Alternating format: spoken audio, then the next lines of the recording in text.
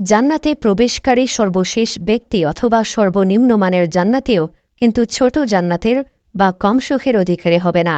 এ ব্যাপারে মহানবী সাল্লাল্লাহু আলাইহি ওয়াসাল্লাম বলেছেন, সর্বশেষে যে ব্যক্তি জাহান্নাম থেকে বের হয়ে জান্নাতে প্রবেশ করবে তার সম্পর্কে অবশ্যই আমার জানা আছে। এক ব্যক্তি হামাগুড়ি দিয়ে বা বুকে ভর দিয়ে চলে জাহান্নাম থেকে বের হবে, তখন আল্লাহ আজ্জা ওয়া জাল বলবেন, যাও জান্নাতে প্রবেশ করো।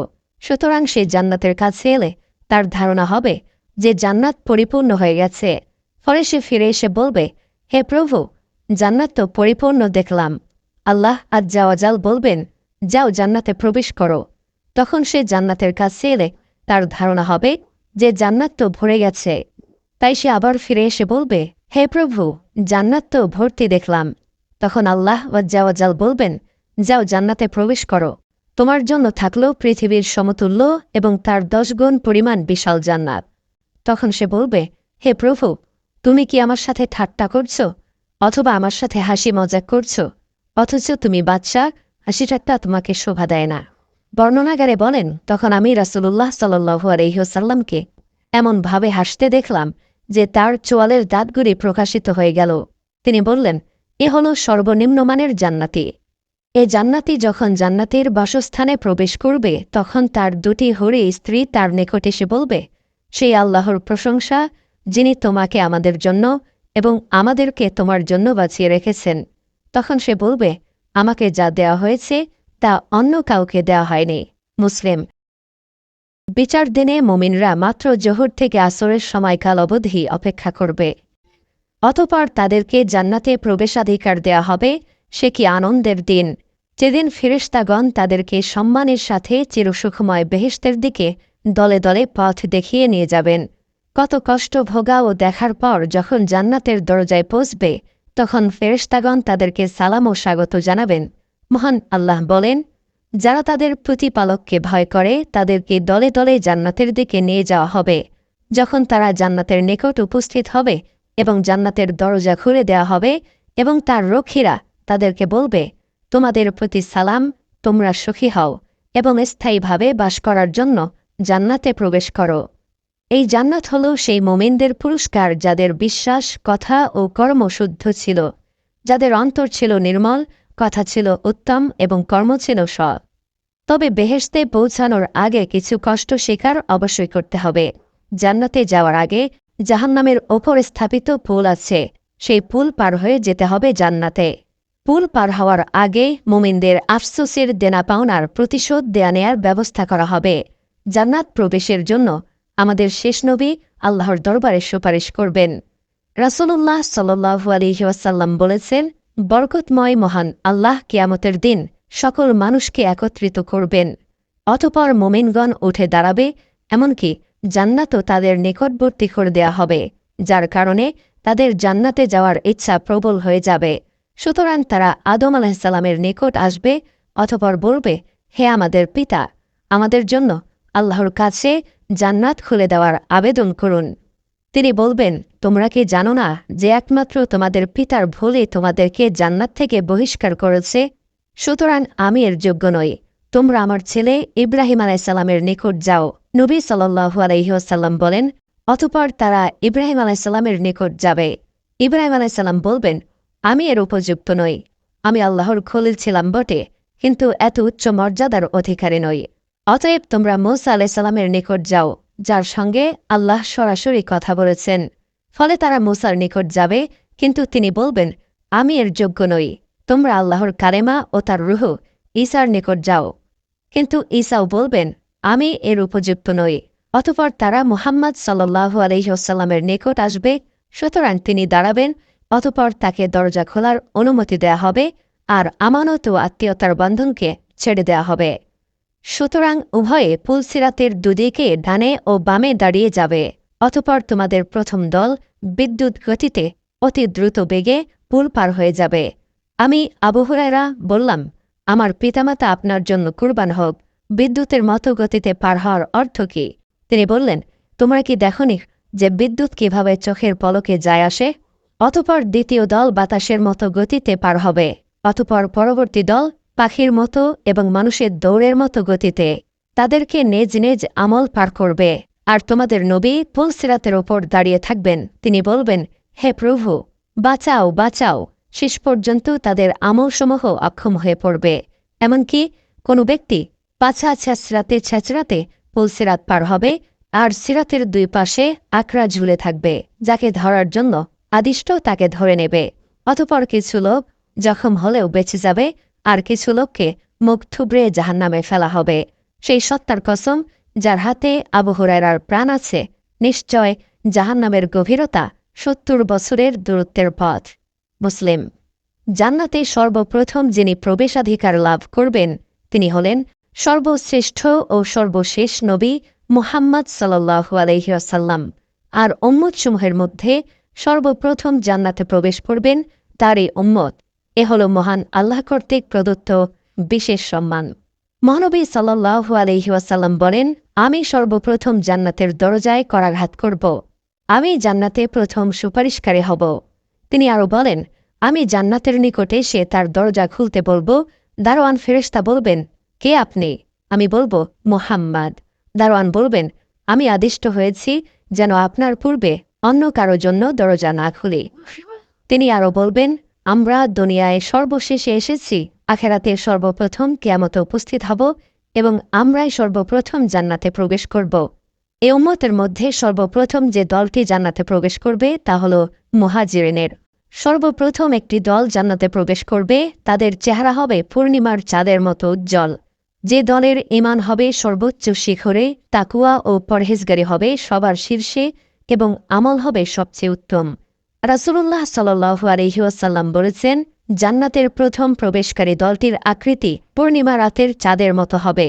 অতঃপর তাদের পরবর্তী দলটি আকাশের সবচেয়ে উজ্জ্বল নক্ষত্রের ন্যায় জ্যোতির্ময় হবে। তারা জান্নাতে পেশাব করবে না, পায়খানা করবে না, থুথু ফেলবে না, নাক ঝাড়বে না। তাদের চিরুনি হবে স্বর্ণের, তাদের ঘাম হবে কস্তুরীর ন্যায় সুগন্ধময়, তাদের ধনুচিতে থাকবে সুগন্ধ কাঠ, তাদের স্ত্রী হবে আয়তলোচনা হুরগণ। তারা সকলে একটি মানব কাঠামো আদিপিতা আদমের আকৃতিতে হবে, যাদের উচ্চতা হবে ৬০ হাত পর্যন্ত। বুখারী মুসলিম। অন্য এক বর্ণনায় আছে যে জান্নাতে তাদের পাত্র হবে স্বর্ণের, তাদের গায়ের ঘাম হবে কস্তুরীর ন্যায় সুগন্ধময়। তাদের প্রত্যেকের জন্য এমন দুজন স্ত্রী থাকবে যাদের সৌন্দর্যের দরুন মাংস ভেদ করে পায়ের নলার হাড়ের মজ্জা দেখা যাবে। তাদের মধ্যে কোনো মতভেদ থাকবে না, পারস্পরিক বিদ্বেষ থাকবে না। তাদের সকলের অন্তর একটি অন্তরের মতো হবে। তারা সকাল সন্ধ্যায় তাসবিহ পাঠে রত থাকবে। আল্লাহর রাসূল সাল্লাল্লাহু আলাইহি ওয়াসাল্লাম বলেন, আমার কাছে সকল উম্মত পেশ করা হলো। আমি দেখলাম কোন নবীর সাথে কতিপয় ৩ থেকে ৭ জন অনুসারী লোক রয়েছে, কোন নবীর সাথে ১ অথবা ২ জন লোক রয়েছে, কোন নবীকে দেখলাম তার সাথে কেউ নেই। ইতিমধ্যে বিরাট একটি জামাত আমার সামনে পেশ করা হলো। আমি মনে করলাম এটি আমার উম্মত, কিন্তু আমাকে বলা হলো যে এটি হলো মূসা ও তার উম্মতের জামাত। কিন্তু আপনি অন্য দিগন্তে তাকান।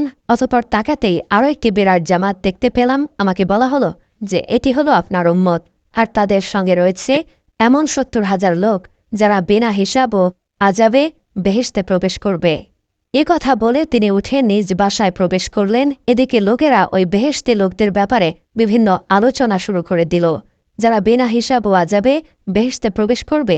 কেউ কেউ বলল, সম্ভবত ওই লোকেরা হলো তারা যারা আল্লাহর রাসূল সাল্লাল্লাহু আলাইহি ওয়াসাল্লামের সাহাবা। কিছু লোক বলল, বরং সম্ভবত ওরা হলো তারা যারা ইসলামে জন্মগ্রহণ করেছে এবং আল্লাহর সাথে কাউকে শরিক করেনি। আরও অনেকে অনেক কিছু বলল। কিছুক্ষণ পরে আল্লাহর রাসূল সাল্লাল্লাহু আলাইহি ওয়াসাল্লাম তাদের নিকট বের হয়ে এসে বললেন, তোমরা কি ব্যাপারে আলোচনা করছো? তারা ব্যাপার খুলে বললে তিনি বললেন, ওরা হলো তারা যারা ঝাড়ফুঁক করে না, ঝাড়ফুঁক করায় না এবং কোনো জিনিসকে অশুভ লক্ষণ মনে করে না, বরং তারা কেবল আল্লাহর প্রতি ভরসা রাখে। এ কথা শুনে উক্কাশা ইবনে মিহসান উঠে দাঁড়ালেন এবং বললেন যে, হে আল্লাহর রাসূল, আপনি আমার জন্য দোয়া করুন যেন আল্লাহ আমাকে তাদের দলভুক্ত করে দেন। তিনি বললেন, তুমি তাদের মধ্যে একজন। অতঃপর আরেক ব্যক্তি উঠে দাঁড়িয়ে বলল, আপনি আমার জন্য দোয়া করুন যেন আল্লাহ আমাকেও তাদের দলভুক্ত করে দেন। তিনি বললেন, উক্কাশা এ ব্যাপারে তোমার অগ্রগামন করেছে। বুখারী মুসলিম। শুধু ৭০,০০০ নয়, বরং ওই ৭০,০০০-এর প্রত্যেক হাজারের সাথে আরও ৭০,০০০ করে, অর্থাৎ ৪৯ লক্ষ মুসলিম জান্নাতে প্রবেশের সুযোগ লাভ করবে।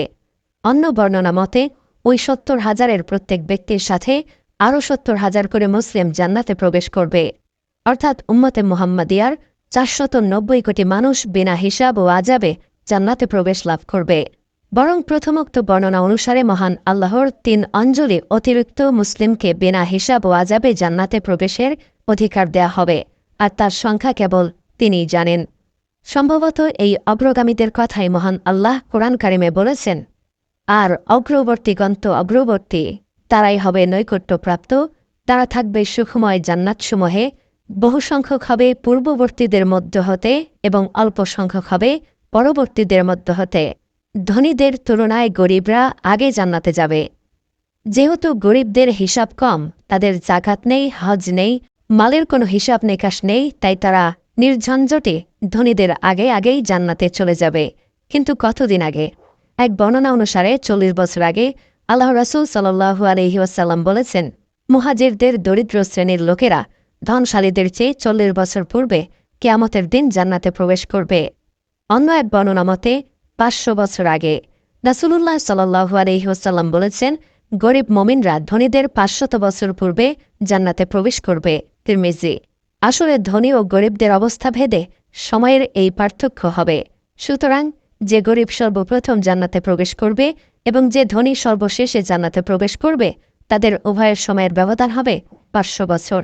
আর যে গরিব সবশেষে জান্নাতে প্রবেশ করবে এবং যে ধনী সর্বপ্রথম জান্নাতে প্রবেশ করবে, তাদের উভয়ের সময়ের ব্যবধান হবে ৪০ বছর। আর আল্লাহই ভালো জানেন। গুনাহগার মুমিনদের জান্নাতে প্রবেশ। যে গুনাহগার মুমিনরা তাওবা না করে মারা যাবে এবং আল্লাহর ক্ষমা থেকে বঞ্চিত হবে, আল্লাহর ইচ্ছায় তারা জাহান্নামে নির্ধারিত সময় পর্যন্ত নির্দিষ্ট শাস্তি ভোগ করবে। তাদেরকে সরাসরি জাহান্নামে দেয়া হবে, অথবা ফুলসিরাত পার হওয়ার সময় পুল থেকে পিছল কেটে জাহান্নামে পতিত হবে। কেউ সুপারিশের ফলে, কেউ মহান আল্লাহর দয়ায়, আবার কেউ শাস্তির মেয়াদ শেষ হলে জাহান্নাম থেকে মুক্তি পেয়ে তাওহীদের ফজিলতে জান্নাতে স্থান লাভ করবে। কিন্তু তাদের মধ্যে জাহান্নামের ছাপ থেকে যাবে এবং জান্নাতে তারা জাহান্নামে বলে পরিচিত থাকবে। বুখারী। মানুষের ইতিহাসের প্রথম পর্যায়ে আদি পিতা আদম আলাইসাল্লাম ও মাতা হাওয়াকে জান্নাতেই রাখা হয়েছিল। মহান আল্লাহ বলেন, আমি বললাম, হে আদম, তুমি তোমার স্ত্রীসহ বেহেশতে বসবাস করো এবং যথা ও যেথা ইচ্ছা আহার করো, কিন্তু এই বৃক্ষের নিকটবর্তী হইও না, হলে তোমরা অনাচারীদের অন্তর্ভুক্ত হবে, অত্যাচারীদের অন্তর্ভুক্ত হবে। কিন্তু শয়তানের প্রলোভন ও চক্রান্তে পড়ে আদম ও হাওয়া আল্লাহর অবাধ্য হয়ে গেলেন, ফলে তার শাস্তিস্বরূপ উভয়কে সেই সুখময় জান্নাত থেকে দুঃখময় এই মাটির ধরাধামে নামিয়ে দেয়া হল। মহান আল্লাহ বলেন, আমি তো ইতিপূর্বে আদমের প্রতি নির্দেশ দান করেছিলাম, কিন্তু সে ভুলে গিয়েছিল, আমি তাকে দৃঢ় সংকল্প পাইনি। স্মরণ করো, যখন আমি ফেরেশতাগণকে বললাম, তোমরা আদমকে সিজদা করো, তখন ইবলীস ব্যতীত সকলে সিজদা করল, সে অমান্য করল। অতঃপর আমি বললাম, হে আদম, এ তোমার ও তোমার স্ত্রীর শত্রু, সুতরাং সে যেন কিছুতেই তোমাদেরকে জান্নাত হতে বের করে না দেয়, দিলে তোমরা কষ্ট পাবে।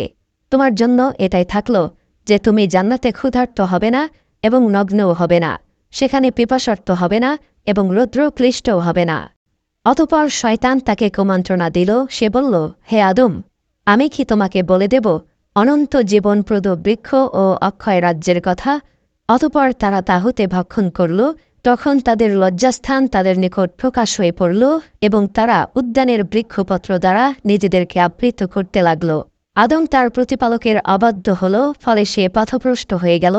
এরপর তার প্রতিপালক তাকে মনোনীত করলেন, সুতরাং তিনি তার তাওবা কবুল করলেন ও তাকে পথ নির্দেশ করলেন।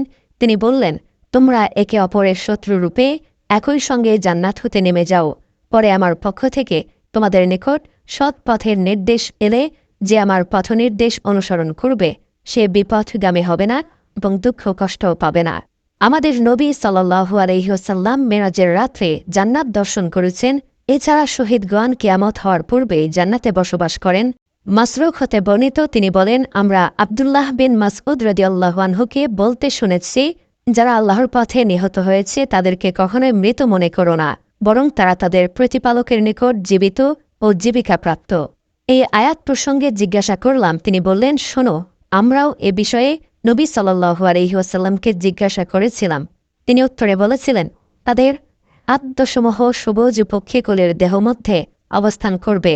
ওই পক্ষীকুলের অবস্থান ক্ষেত্র হল আল্লাহর আরশে ঝুলন্ত দীপাবলি। তারা বেহেশতে যেখানে ইচ্ছা বিচরণ করে বেড়াবে, অতঃপর পুনরায় ওই দীপাবলিতে ফিরে এসে আশ্রয় নেবে। একদা তাদের প্রতিপালক তাদের প্রতি দৃষ্টি ফিরিয়ে বললেন, তোমরা কি আরও কিছু কামনা করো? তারা বলল, আমরা আর কি কামনা করব? আমরা তো বেহেশতে যেখানে খুশি সেখানে বিচরণ করে বেড়াচ্ছি।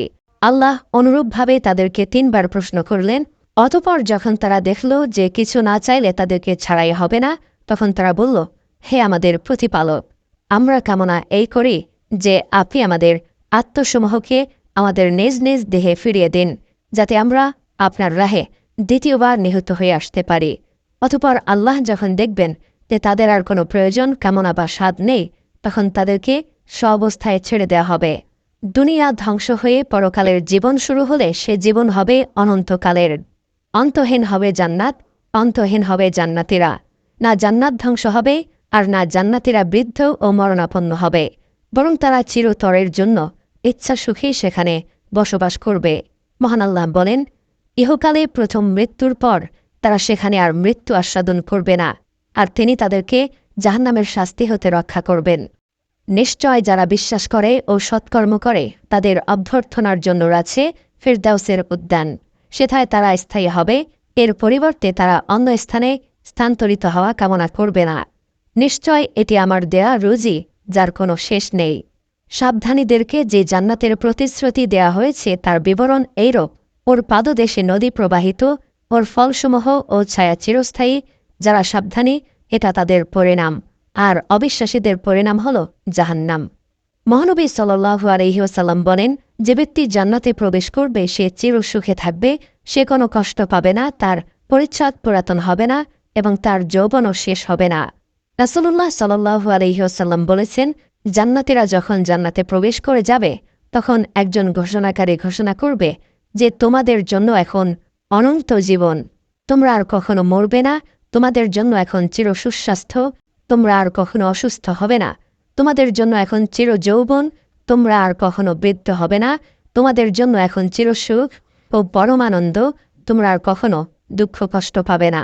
এছাড়া হাদিসে এসেছে যে মৃত্যুকে দুম্বার আকারে নিয়ে এসে জবেহ করা হবে এবং বলা হবে, হে জান্নাতীগণ, তোমরা চিরকাল বাস করো, আর কোনো মৃত্যু নেই। হে জাহান্নামীগণ, তোমরা চিরকাল বাস করো, আর কোনো মৃত্যু নেই। প্রকাশ থাকে যে অতএব যারা দুর্ভাগ্যবান তারা তো হবে দোজখে, তাতে তাদের চিৎকার ও আর্তনাদ হতে থাকবে। তারা অনন্তকাল সেখানে থাকবে, যতকাল আকাশমণ্ডলী ও পৃথিবী বিদ্যমান থাকবে, যদি না তোমার প্রতিপালকের অন্য ইচ্ছা হয়। নিশ্চয় তোমার প্রতিপালক যা ইচ্ছা করেন তা সম্পাদনে সুনিপুণ। পক্ষান্তরে যারা সৌভাগ্যবান তারা থাকবে বেহেশতে, সেখানে তারা অনন্তকাল থাকবে, যতকাল আকাশমণ্ডলী ও পৃথিবী বিদ্যমান থাকবে, যদি না তোমার প্রতিপালকের অন্য ইচ্ছা হয়। এ হবে অফুরন্ত অনুদান। এই আয়াতসমূহ দ্বারা কিছু মানুষ এই বিভ্রান্তির শিকার হয়েছে যে জাহান্নামের আযাব কাফেরদের জন্য চিরস্থায়ী নয়, বরং সাময়িক, অর্থাৎ ততদিন থাকবে যতদিন আকাশ ও পৃথিবী থাকবে, তারপর শেষ হয়ে যাবে। কিন্তু এই কথা ঠিক নয়, কারণ এখানে মা দামাতিস সামাওয়াতু ওয়াল আরদ কথাটি আরববাসীদের দৈনন্দিন কথাবার্তা ও পরিভাষা অনুযায়ী অবতীর্ণ হয়েছে। আরববাসীদের অভ্যাস ছিল যে যখন তারা কোনো বস্তুর চিরস্থায়িত্ব প্রমাণ করার উদ্দেশ্য হতো তখন তারা বলতো, হাজা দাউমুস সামাওয়াতি ওয়াল আরদ, এই বস্তু আকাশ ও পৃথিবীর মতো চিরস্থায়ী। সেই পরিভাষাকে কোরআনে বর্ণনা করা হয়েছে, যার অর্থ কাফের ও মুশরিকরা চিরকালব্যাপী জাহান্নামে থাকবে, যা কোরআন বিভিন্ন স্থানে খালিদিনা ফিহা শব্দ দ্বারা বর্ণনা করেছে। আর দ্বিতীয় এক অর্থ এও করা হয়েছে যে আকাশ ও পৃথিবী থেকে উদ্দেশ্য হল জিনিস শ্রেণী, অর্থাৎ ইহলৌকিক আকাশ ও পৃথিবী যা ধ্বংস হয়ে যাবে, কিন্তু এছাড়া পরলৌকিক আকাশ ও পৃথিবী পৃথক হবে। যেমন কোরআনে তার পরিষ্কার বর্ণনা এসেছে, যেদিন এই পৃথিবী পরিবর্তিত হয়ে অন্য পৃথিবী হবে এবং আকাশমণ্ডলীয়, আর পরলৌকিক উক্ত আকাশ ও পৃথিবী জান্নাত ও জাহান্নামের মতো চিরস্থায়ী হবে। এই আয়াত সেই পরলৌকিক আকাশ ও পৃথিবীর কথা বলা হয়েছে, ইহলৌকিক আকাশ পৃথিবীর কথা নয় যা ধ্বংস হয়ে যাবে। এই উভয় অর্থের যে কোনো অর্থ নেওয়া হলে আয়াতের উদ্দেশ্য পরিস্ফুটিত হয়ে যাবে এবং উপস্থাপিত সমস্যা দূর হয়ে যাবে। ইমাম শাওকানি রহমতুল্লাহি আলাইহির আরও কয়েকটি অর্থ বর্ণনা করেছেন যা জ্ঞানীরা দেখতে পারেন। আয়াতে উল্লেখিত ব্যতিক্রমের কয়েকটি অর্থ বর্ণনা করা হয়েছে, তার মধ্যে সবথেকে সঠিক অর্থ এই যে উক্ত ব্যতিক্রম ও তাওহিদবাদী মোমেন পাপীদের জন্য এই অর্থ অনুযায়ী এর পূর্ব আয়াত দুর্ভাগ্যবান শব্দটি ব্যাপক ধরতে হবে, অর্থাৎ কাফের ও পাপী মোমেন উভয়কে বুঝাবে। আর ইলা মা শাহ আর রব্বুকা দ্বারা পাপী মোমেনরা ব্যতিক্রম হয়ে যাবে। আর মা শাহ তে মা হরফটি মিন এর অর্থে ব্যবহার হয়েছে। দ্বিতীয় ব্যতিক্রমটিও পাপী মোমেনদের জন্য, অর্থাৎ অন্য মোমেনদের মতো এই গনাহাগার মোমেনরা প্রথম থেকে শেষ অবধি জান্নাতে থাকবে না, বরং শুরুতে কিছুদিন তাদেরকে জাহান্নামে থাকতে হবে। পরে আল্লাহর ইচ্ছায় আম্বিয়া ও মোমেনদের সুপারিশে তাদেরকে জাহান্নাম থেকে বের করে জান্নাতে প্রবেশ করানো হবে, যেমন সহি হাদিস দ্বারা একথা প্রমাণিত। এমন ওয়াইরামাতু এর অর্থ হল ওয়াইরা মাজুজ, অফুরন্ত অনুদান যা শেষ হওয়ার নয়। এই বাক্য দ্বারা এই কথা পরিষ্কার করা হয়েছে যে যে সকল পাপী মোমেনদেরকে জাহান্নাম থেকে বের করে জান্নাতে প্রবেশ করানো হবে তারা ক্ষণস্থায়ী নয়, বরং চিরস্থায়ী হবে এবং সকল জান্নাতীগণ আল্লাহ প্রদত্ত অনুদান ও তার নিয়ামত দ্বারা উপকৃত হতে থাকবে, তা কোনো কালে কখনো শেষ হবে না। জান্নাত এক অতুলনীয় শান্তিনিকেতন। জান্নাত মোমিনদের সুখের বাসা, ইচ্ছা সুখের নীড়, চক্ষু শীতলকারী আনন্দালয়, চির স্বাচ্ছন্দ্যের প্রমোদ উদ্যান, নয়ন জোড়ানো তার মাটি, মন মাতানো তার সৌরভ, হৃদয় ভোলানো তার সৌন্দর্য। জান্নাতের বিলাস সামগ্রী বর্ণনাতীত, কল্পনাতীত। দুনিয়ার কোনো সামগ্রী তার উদাহরণ ও উপমা হতে পারে না। মানুষ যত উচ্চ মানেরই শোক সামগ্রী আবিষ্কার করুক না কেন, জান্নাতের শোক সামগ্রীর সাথে কোনো তুলনাই হবে না। জান্নাতের আলো, সুগন্ধি, অট্টালিকা, নদী নহর, বৃক্ষ, ফল, খাদ্য পানীয়, সুন্দরী স্ত্রী, লেবাস, পোশাক ইত্যাদি সবকিছুই নজিরবিহীন। জান্নাতের বিবরণ দিতে গিয়ে মহানবী সাল্লাল্লাহু আলাইহি ওয়াসাল্লাম বলেছেন, তার অট্টালিকার একটি ইট সোনার, একটি ইট চাঁদের, তার মাঝে সংযোজক হল তীব্র সুগন্ধময় কস্তুরী, তার পাথর কাকর হল মণিমুক্তা, তার মাটি হল জাফরান। যে তাতে প্রবেশ করবে সে সুখী হবে এবং কোনো কষ্ট পাবে না, চিরস্থায়ী হবে, মৃত্যুবরণ করবে না। তার লেবাস পোশাক পুরাতন হবে না, তার যৌবন নষ্ট হবে না। মহান আল্লাহ তাআলা বলেছেন, তুমি দেখলে সেখানে দেখতে পাবে ভোগবিলাসের উপকরণ এবং বিশাল রাজ্য। এছাড়া মহান আল্লাহ যা গুপ্ত রেখেছেন তা মানুষের কল্পনার বাইরে। রাসূলুল্লাহ সাল্লাল্লাহু আলাইহি ওয়াসাল্লাম বলেন, মহান আল্লাহ বলেছেন, আমি আমার পুণ্যবান বান্দাদের জন্য এমন জিনিস প্রস্তুত রেখেছি যা কোনো চক্ষু দর্শন করেনি, কোনো কর্ণ শ্রবণ করেনি এবং যার সম্পর্কে কোনো মানুষের মনে ধারণাও জন্মেনি। তোমরা চাইলে এই আয়াতটি পাঠ করতে পারো, যার অর্থ কেউই জানে না, তার জন্য তার কত কর্মের বিনিময় স্বরূপ নয়ন প্রীতিকর কি পুরস্কার লুকিয়ে রাখা হয়েছে। জান্নাতে বিভিন্ন দরজা আছে, যে দরজা দিয়ে মোমিনগণ প্রবেশ করবে এবং প্রবেশ করবে ফেরেশতাগণও। মহান আল্লাহ বলেন, চিরস্থায়ী জান্নাত যার দ্বার উন্মুক্ত থাকবে তাদের জন্য। চিরস্থায়ী জান্নাত, তাতে তারা প্রবেশ করবে এবং তাদের পিতামাতা, পতিপত্নী ও সন্তান সন্ততিদের মধ্যে যারা সৎকর্ম করেছে তারাও। আর ফেরেশতাগণ তাদের কাছে প্রবেশ করবে প্রত্যেক দরজা দিয়ে। তারা বলবে, তোমরা ধৈর্য ধারণ করেছ বলে তোমাদের প্রতি শান্তি, কতই না ভালো এই পরিণাম। মুমিনগণ যখন জান্নাতের কাছে পৌঁছবে তখন সেই দরজাসমূহ খোলা হবে, ফেরেশতাগণ তাদেরকে অভ্যর্থনা জানাবে। মহান আল্লাহ বলেন, যারা তাদের প্রতিপালককে ভয় করত তাদেরকে দলে দলে জান্নাতের দিকে নিয়ে যাওয়া হবে। যখন তারা জান্নাতের নিকট উপস্থিত হবে এবং জান্নাতের দরজা খুলে দেওয়া হবে এবং তার রক্ষীরা তাদেরকে বলবে, তোমাদের প্রতি সালাম, তোমরা সুখী হও এবং স্থায়ীভাবে বাস করার জন্য জান্নাতে প্রবেশ করো। মহানবী সাল্লাল্লাহু আলাইহি ওয়াসাল্লাম জানিয়েছেন যে জান্নাতের দরজাসমূহ প্রত্যেক বছর রমজান মাসে খুলে দেওয়া হয়। নবী সাল্লাল্লাহু আলাইহি ওয়াসাল্লাম বলেছেন, মাহে রমজানের আগমন ঘটলে জান্নাতের দরজাসমূহ খুলে দেওয়া হয়, জাহান্নামের দরজাসমূহ বন্ধ করে দেওয়া হয় এবং শয়তানদেরকে শৃঙ্খলিত করা হয়। মহানবী সাল্লাল্লাহু আলাইহি ওয়াসাল্লাম বলেছেন, পরিপূর্ণরূপে ওযু করে যে ব্যক্তি এই দোয়া বলবে, আশহাদু আল্লা ইলাহা ইল্লাল্লাহু ওয়াহদাহু লা শারীকা লাহু ওয়া আশহাদু আন্না মুহাম্মাদান আবদুহু ওয়া রাসূলুহু, তার জন্য জান্নাতের ৮টি দরজা খুলে দেওয়া হবে, যে দরজা দিয়ে ইচ্ছা তাতে প্রবেশ করবে। রাসূলুল্লাহ সাল্লাল্লাহু আলাইহি ওয়াসাল্লাম বলেছেন, জান্নাতের ৮টি দরজার মধ্যে এমন একটি দরজা আছে যার নাম হল রাইয়ান। সেখান দিয়ে কেবল রোজাদারগণই কিয়ামতের দিনে প্রবেশ করবে, তারা ছাড়া আর কেউ সেদিক দিয়ে প্রবেশ করতে পারবে না। ঘোষণা করা হবে, রোজাদাররা কোথায়? তখন তারা দণ্ডায়মান হবে, ওই দরজা দিয়ে তারা জান্নাতে প্রবেশ করবে। তারপর যখন তাদের সর্বশেষ ব্যক্তি প্রবেশ করবে তখন দরজাটি বন্ধ করে দেয়া হবে, আর সেখান দিয়ে অন্য কেউ প্রবেশ করতে পারবে না। যে নামাজীদের দলভুক্ত হবে তাকে নামাজের দরজা থেকে ডাক দেওয়া হবে, আর যে মুজাহিদদের দলভুক্ত হবে তাকে জিহাদের দরজা থেকে ডাকা হবে, যে রোজাদারদের দলভুক্ত হবে তাকে রাইয়ান নামক দরজা থেকে আহ্বান করা হবে, আর দাতাকে দানের দরজা থেকে ডাকা হবে। এসব শুনে আবু বকর রাদিয়াল্লাহু আনহু বললেন, হে আল্লাহর রাসূল, আমার মাতা পিতা আপনার জন্য কুরবান হোক। যাকে ডাকা হবে তার ওই সকল দরজার তো কোনো প্রয়োজন নেই, কেননা মুখ্য উদ্দেশ্য হল কোনোভাবে জান্নাতে প্রবেশ করা। কিন্তু এমন কেউ হবে কি যাকে উক্ত সকল দরজাসমূহ থেকে ডাকা হবে? তিনি বললেন, হ্যাঁ, আর আশা করি তুমি তাদের দলভুক্ত হবে। বুখারী ও মুসলিম। বিনা হিসাবের খাস লোকেরা জান্নাতের ডান দরজা দিয়ে প্রবেশ করবে। জান্নাতের দরজার প্রস্থও অনেক। হাদিসে এসেছে, কিয়ামতের সুপারিশের সময় মহান আল্লাহ বলবেন, হে মুহাম্মদ, তোমার উম্মতের মধ্যে যাদের কোনো হিসাব নিকাশ হবে না তাদেরকে ডান দিকের দরজা দিয়ে জান্নাতে প্রবেশ করাও। এই দরজা ছাড়া তারা অন্য সব দরজাতেও সকল মানুষের শরীক। অতঃপর নবী সাল্লাল্লাহু আলাইহি ওয়াসাল্লাম বলেন, যার হাতে আমার প্রাণ আছে তার কসম, জান্নাতের একটি দরজার প্রশস্ততা হচ্ছে মক্কা ও বাহরাইনের হাজারের মধ্যবর্তী দূরত্ব অথবা মক্কা ও সিরিয়ার বুশরার মধ্যবর্তী দূরত্বের সমান। এক বর্ণনায় দরজার দুই বাজুর মধ্যে ব্যবধানের দূরত্ব বলা হয়েছে 40 বছরের পথ। জান্নাত প্রবেশকালে তা ভিড়ে পরিপূর্ণ হয়ে উঠবে। আর আল্লাহই ভালো জানেন, কেউ কেউ 8টি জান্নাতের নাম উল্লেখ করলেও আসলে সে নামগুলি সকল জান্নাতেরই গুণবাচক নাম।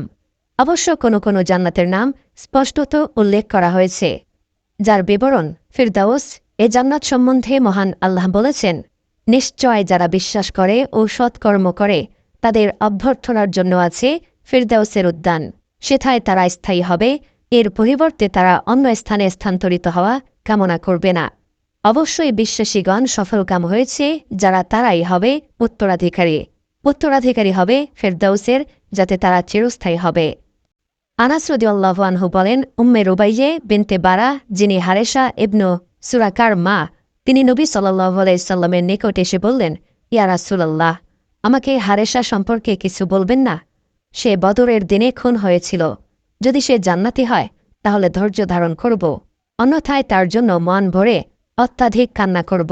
তিনি বললেন, হে হারেসার মা, জান্নাতের মধ্যে বিভিন্ন প্রকারের জান্নাত আছে, আর তোমার ছেলে সর্বোচ্চ ফিরদৌস জান্নাতে পৌঁছে গেছে। মহানবী সাল্লাল্লাহু আলাইহি ওয়াসাল্লাম বলেন, অবশ্যই জান্নাতে একটি দরজা রয়েছে যা আল্লাহ তার পথে জিহাদকারীদের জন্য প্রস্তুত রেখেছেন। দুটি দরজার মধ্যবর্তী ব্যবধান আসমান ও জমিনের মতো। সুতরাং তোমরা জান্নাত চাইলে ফিরদাউস চেয়েও, কারণ তা হল জান্নাতের মধ্যভাগ ও জান্নাতের উপরিভাগ, আর তার উপরে রয়েছে রহমানের আরশ। আদ মানে চিরস্থায়ী। এ জান্নাত সম্বন্ধে মহান আল্লাহ বলেন, অর্থাৎ ওটা স্থায়ী জান্নাত, যাতে তারা প্রবেশ করবে ওর নিম্নদেশে নদীসমূহ প্রবাহিত। তারা যা কিছু কামনা করবে তাতে তাদের জন্য তাই থাকবে। এভাবে আল্লাহ সাবধানীদেরকে পুরস্কৃত করেন। তাদের এই জন্য আছে স্থায়ী জান্নাত, যার নিম্নদেশে নদীসমূহ প্রবাহিত। সেথায় তাদেরকে স্বর্ণ কঙ্কনে অলঙ্কৃত করা হবে। তারা পরিধান করবে সূক্ষ্ম ও স্থূল গ্রীষ্মের সবুজ বস্ত্র ও সমাসীন হবে সুসজ্জিত আসনে। কত সুন্দর সে পুরস্কার ও কত উত্তম সে আশ্রয়স্থল। তারা প্রবেশ করবে স্থায়ী জান্নাতে, যেখানে তাদের স্বর্ণ নির্মিত কঙ্কন ও মুক্তা দ্বারা অলঙ্কৃত করা হবে এবং যেখানে তাদের পোশাক পরিচ্ছদ হবে রেশমের। সেই স্থায়ী জান্নাত, যার প্রতিশ্রুতি পরম দয়াময় নিজ দাসদেরকে আদৃশ্যভাবে দিয়েছেন, নিশ্চয় তার প্রতিশ্রুত বিষয় অবশ্যম্ভী। এছাড়া আরও বহু আয়াতে এ জান্নাতের কথা উল্লেখিত হয়েছে। মহানবী সাল্লাল্লাহু আলাইহি ওয়াসাল্লাম স্বপ্নে আদন জান্নাত দর্শন করেছেন। বুখারী। তিনি বলেছেন, দুটি জান্নাত চাঁদের, তার পাত্র ও সবকিছু চাঁদের। দুটি জান্নাত সোনার, তার পাত্র ও সবকিছু সোনার। আদন জান্নাতে জান্নাতি লোকদের দিদার ও তাদের প্রতিপালকের মাঝে কেবল তার চেহারার উপর গৌরবের চাদর থাকবে। খুলদ মানেও চিরস্থায়ী। এ জান্নাত সম্বন্ধে মহান আল্লাহ বলেন, ওদেরকে জিজ্ঞাসা করো, এটি শ্রেয় না স্থায়ী বেহেশত, যার প্রতিশ্রুতি দেয়া হয়েছে সাবধানীদেরকে। এটিই তো তাদের প্রতিদান ও প্রত্যাবর্তন স্থল। সাহাবী ইবনে মাসউদ দোয়ায় বলেছিলেন, হে আল্লাহ, আমি তোমার নিকট অটল ঈমান চাই, অফুরন্ত নিয়ামত চাই এবং আদন জান্নাতের সবার উপরে মুহাম্মদ সাল্লাল্লাহু আলাইহি ওয়াসাল্লামের সঙ্গ চাই। নাইম। নাইম মানে সম্পদশালী, সুখময়। এ জান্নাত সম্বন্ধে মহান আল্লাহ বলেন, নিশ্চয় যারা বিশ্বাস করেছে এবং ভালো কাজ করেছে তাদের প্রতিপালক তাদের বিশ্বাসের কারণে তাদেরকে পথ প্রদর্শন করবেন। শান্তির উদ্যানসমূহে তাদের বাসস্থানের তলদেশ দিয়ে নদীমালা প্রবাহিত থাকবে। নিশ্চয় যারা বিশ্বাস করে ও সৎ কাজ করে তাদের জন্য আছে সুখের উদ্যান রাজি। আল্লাহ ভীরুদের জন্য তাদের প্রতিপালকের নিকট অবশ্যই ভোগ বিলাসপূর্ণ জান্নাত রয়েছে। ইব্রাহিম আলাইসাল্লাম এই জান্নাত চেয়ে দোয়া করে বলেছিলেন, আমাকে সুখকর নাইম জান্নাতের উত্তরাধিকারীদের অন্তর্ভুক্ত করো। মাওয়া। মাওয়া মানে ঠিকানা। এ জান্নাত সম্বন্ধে মহান আল্লাহ বলেন, যারা বিশ্বাস করে সৎ কাজ করে তাদের কৃতকর্মের ফলস্বরূপ তাদের আপ্যায়নের জন্য জান্নাত হবে তাদের বাসস্থান। নিশ্চয়ই সে তাকে আরেকবার দেখেছিল সিদরাতুল মুনতাহার নিকট, যার নিকট অবস্থিত জান্নাতুল মাওয়া। দারুসালাম। দারুসালাম মানে শান্তিনিকেতন। এই জান্নাত সম্বন্ধে মহান আল্লাহ বলেন, তাদের প্রতিপালকের নিকট তাদের জন্য রয়েছে শান্তির আলয় এবং তারা যা করত তার কারণে তিনি হবেন তাদের অভিভাবক। আল্লাহ মানুষকে শান্তির আবাসের দিকে আহ্বান করেন এবং যাকে ইচ্ছা সরল পথ প্রদর্শন করেন। দারুল মুকামাহ। দারুল মুকামাহ মানে স্থায়ী। এ জান্নাত সম্বন্ধে মহান আল্লাহ বলেন, যিনি নিজ অনুগ্রহে আমাদেরকে স্থায়ী আবাস দান করেছেন সেখানে আমাদেরকে কোনো প্রকার ক্লেশ স্পর্শ করে না এবং স্পর্শ করে না কোনো প্রকার ক্লান্তি। রাইয়ান। রাইয়ান মানে তৃষ্ণাহীন। তৃষ্ণা ও পিপাসায় যারা কষ্ট পেয়েছে তাদেরকে এই জান্নাত দেয়া হবে। এই জান্নাত সম্বন্ধে নবী সাল্লাল্লাহু আলাইহি ওয়াসাল্লাম বলেন, জান্নাতের এক প্রবেশদ্বার রয়েছে যার নাম রাইয়ান। কিয়ামতের দিন ওই দ্বার দিয়ে রোজাদারগণ প্রবেশ করবে, তারা ছাড়া আর কেউই ওই দ্বার দিয়ে প্রবেশ করবে না। রোজাদারগণ প্রবিষ্ট হয়ে গেলে দ্বার রুদ্ধ করা হবে, ফলে সে দ্বার দিয়ে আর কেউ প্রবেশ করবে না। আদ-দারুল আখিরা। আদ-দারুল আখিরা মানে পরকালের আবাস। এই জান্নাত সম্বন্ধে মহান আল্লাহ বলেন, আর পার্থিব জীবন তো ক্রীড়া কৌতুক বই আর কিছুই নয়, এবং যারা সাবধানতা অবলম্বন করে তাদের জন্য পরকালের আবাসই শ্রেয়। তোমরা কি তা অনুধাবন করো না? এ পরলোকের আবাস যা আমি নির্ধারিত করি তাদেরই জন্য, যারা এ পৃথিবীতে উদ্বুদ্ধ হতে ও বিপর্যয় সৃষ্টি করতে চায় না। সাবধানীদের জন্য শুভ পরিণাম। দারুল হায়াওয়ান। দারুল হায়াওয়ান মানে চিরজীবনের ঘর। এ জান্নাত সম্বন্ধে মহান আল্লাহ বলেন, এ পার্থিব জীবন তো খেলতামাশা ছাড়া কিছুই নয়, আর পরলৌকিক জীবনেই তো প্রকৃত জীবন, যদি ওরা জানত। দারুল কারার। দারুল কারার মানে স্থায়ী গৃহ। এ জান্নাত সম্বন্ধে মহান আল্লাহ বলেন, হে আমার সম্প্রদায়, এ পার্থিব জীবন তো অস্থায়ী উপভোগের বস্তু, আর নিশ্চয় পরকাল হচ্ছে চিরস্থায়ী আবাস। আল মাকামুল আমিন। আল মাকামুল আমিন মানে নিরাপদ স্থান। এ জান্নাত সম্বন্ধে মহান আল্লাহ বলেন, নিশ্চয় সাবধানীরা থাকবে নিরাপদ স্থানে। মাক আদুস সিদ্র। মাক আদুস সিদ্ক মানে যথাযোগ্য আসন। এ জান্নাত সম্বন্ধে মহান আল্লাহ বলেন, সাবধানীরা থাকবে জান্নাতে ও নহরে যথাযোগ্য আসনে সর্বভৌম ক্ষমতার অধিকারী সম্রাটের সান্নিধ্যে। তুবা। মহানবী সাল্লাল্লাহু আলাইহি ওয়াসাল্লাম বলেছেন, ওই বান্দার জন্য তুবা যে আল্লাহর পথে নিজের ঘোড়ার লাগাম ধরে প্রস্তুত আছে, যার মাথার কেশ আলুথালু, যার পদযুগলে ধুলোমলিন, তাকে পাহারার কাজে নিযুক্ত করলে পাহারার কাজে নিযুক্ত থাকে, আর তাকে সৈন্যদলের পশ্চাতে দেখাশোনার কাজে নিয়োজিত করলে সৈন্যদলের পশ্চাতে থাকে। যদি সে কারো সাক্ষাতের অনুমতি চায় তাহলে তাকে অনুমতি দেওয়া হয় না, এবং কারো জন্য সুপারিশ করলে তার সুপারিশ গ্রহণ করা হয় না। জ্ঞাতব্য যে তুবা জান্নাতের একটি গাছের নামও বলা হয়েছে, অথবা তার অর্থ হল আনন্দ বা কল্যাণময় জীবন।